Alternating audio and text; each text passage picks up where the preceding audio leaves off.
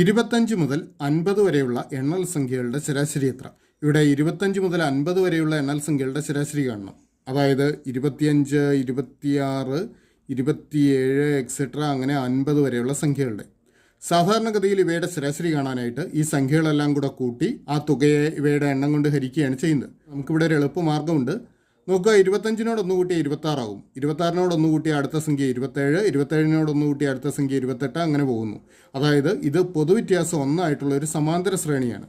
ഒരു സമാന്തര ശ്രേണിയിലെ തുടർച്ചയായ പദങ്ങളുടെ ശരാശരി കാണുന്നതിന് അതിലെ ആദ്യ പദത്തിൻ്റെയും അവസാന പദത്തിൻ്റെയും ശരാശരി കണ്ടാൽ മതി. അപ്പോൾ ഈ സംഖ്യകളുടെ ശരാശരി കാണുന്നതിനായിട്ട് ഇതിലെ ആദ്യ പദമായ 25-ൻ്റെയും അവസാന പദമായ 50-ൻ്റെയും ശരാശരി എടുത്താൽ മതി. അതിനായിട്ട് 25ഉം 50ഉം കൂടെ കൂട്ടി അതിനെ 2 കൊണ്ട് ഹരിക്കുക. 25ഉം 50ഉം കൂടെ കൂട്ടിയാൽ 75. 75നെ 2 കൊണ്ട് ഹരിക്കുക, അല്ലെങ്കിൽ 75ൻ്റെ പകുതി, അത് 37 വരും. അപ്പോൾ ഈ സംഖ്യകളുടെ ശരാശരി 37യാണ്. ശരി ഉത്തരം ഓപ്ഷൻ ബി.